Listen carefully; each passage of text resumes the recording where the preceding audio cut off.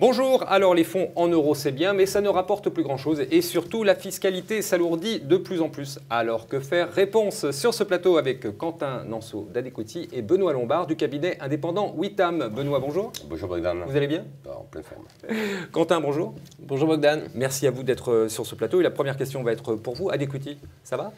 Adequity va bien. Une très belle année 2013 pour Adequity avec près de 500 millions d'euros collectés. Donc une année record pour Adequity et j'en profite pour remercier tous nos partenaires qui nous ont fait confiance cette année. Alors Quentin, vous avez souhaité faire venir Benoît parce que, en fait, pour vous, il y a un problème fiscal aujourd'hui. Et ce problème fiscal, Benoît? Problème fiscal pour ceux qui bénéficient du plafonnement d'ISF. Je rappelle que la somme des impôts, impôts sur le revenu, ISF, prélèvements sociaux, ne doit pas excéder 75% des revenus pris en considération au sens du plafonnement d'ISF. La difficulté, c'est que l'année dernière, dans le cadre de la loi de finances pour 2013, le gouvernement a voulu, dans le terme revenus, prendre en considération des revenus non appréhendés par le contribuable, y compris ceux qui capitalisent au sein de contrats d'assurance vie ou de contrats de capitalisation, que ce soit des revenus qui proviennent de fonds en euros ou d'unités de compte. Le Conseil constitutionnel, saisi à cette occasion, a censuré le 29 décembre 2012 cette mesure. Tout se passe bien, sauf que le 14 juin 2013, un peu d'historique, 3 jours avant la date limite de dépôt des déclarations d'ISF, la doctrine administrative a intégré dans le terme de l'équation revenu les revenus qui proviennent des fonds en euros des contrats d'assurance vie. Ah, et c'est là le problème. Grosse difficulté, à tel point que l'administration fiscale a estimé qu'il fallait que le contribuable avait jusqu'au 15 octobre 2013 pour redéposer des déclarations rectificatives. Doctrine qui paraît illégale au regard de l'article 885.5 bis du CGI. Doctrine qui paraît illégale pour nombre d'auteurs. Néanmoins, elle s'applique et s'impose aux contribuables. Donc on a un problème. Problème prégnant, car je rappelle juste que dans la loi de finances pour 2014, cette doctrine considérée comme illégale va avoir une base légale puisqu'elle va être intégrée dans cette loi de finances. Pour qu'on comprenne bien, donnez-nous un exemple. Un exemple très simple. Quelqu'un, à des fins d'illustration, qui aurait 10 millions d'euros de patrimoine, là encore à des fins d'exemple, investi au sein d'un contrat d'assurance vie 100% sur un fonds en euros, paierait au titre de l'ISF 98 190 euros de cotisation avec le barème applicable au 1er janvier 2013. Cette personne-là, si elle était investie 100% d'unité de compte, eh bien, elle verrait sa cotisation d'ISF réduite à néant. Voilà, donc là on comprend mieux, il y a un problème avec les fonds en euros et il faut aller vers les unités de compte. Et justement, c'est là que vous intervenez Quentin, parce que vous, des UC, vous en faites.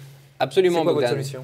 Pour commencer, soyons clairs, il n'existe pas d'alternative à proprement parler aux actifs en euros. La solution est à trouver sur les unités de compte. Qui dit unité de compte dit prise de risque et prise d'un risque supplémentaire. Pour aller chercher du risque, on a aujourd'hui une gamme très défensive au sein de l'univers Adequity. Cette gamme, c'est la gamme rendement, avec un produit qui est décliné aujourd'hui pour la 10e version sur cette gamme, Adequity rendement janvier 2014. Un produit très simple, une formule très simple pour l'investisseur, avec une constatation de l'indice Eurostoxx 50 le 31 janvier 2014. Bien entendu, l'investisseur pourra investir au sein des contrats d'assurance vie sur le support avant le 31 décembre 2013 pour bénéficier du plafonnement. Une bonne visibilité sur un rendement avec une barrière de détachement du coupon qui descend jusqu'à -30 et une barrière de protection du capital à l'échéance qui descend jusqu'à -50. D'accord. Ben c'est quoi la différence avec les autres versions? La différence, c'est qu'aujourd'hui, compte tenu de l'évolution du marché, cette gamme prend un virage résolument défensif. Alors comment? Expliquez-nous. Aujourd'hui. Alors tout simplement avec en contrepartie d'un rendement légèrement plus faible que ce qu'on avait l'habitude de proposer sur cette gamme rendement. Aujourd'hui, 5,5% de rendement qui donc dans un contrat d'assurance vie c'est pas mal, propose quasiment 4,5 net. Donc 4,5 net, c'est à peu près 1,5-2% de plus que ce que paieront les actifs en euros. Donc ça c'est bien, on va considérer que 5,5 c'est bien. Absolument. Et donc en contrepartie de ce rendement légèrement plus faible, des niveaux de barrière très défensifs. Donc une barrière de détachement de coupon qui descend jusqu'à -30. -30 sur les niveaux de l'indice actuel, ça nous descend à peu près jusqu'à 2000 points.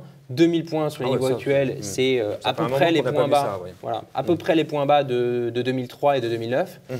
Et ensuite, et c'est le plus important parce qu'aujourd'hui, les investisseurs qui sont investis sur des fonds en euros ont une grosse problématique de protection du capital. Et la protection du capital sur Adequity rendement janvier 2014 descend jusqu'à moins 50. À moins 50, ouais. Moins 50. Ça nous ramènerait à 1500 sur l'indice. Bah, ça Voilà. aussi, là, on n'a pas vu ça depuis très très longtemps. Moins 50 C'est sur... des cas extrêmes, là.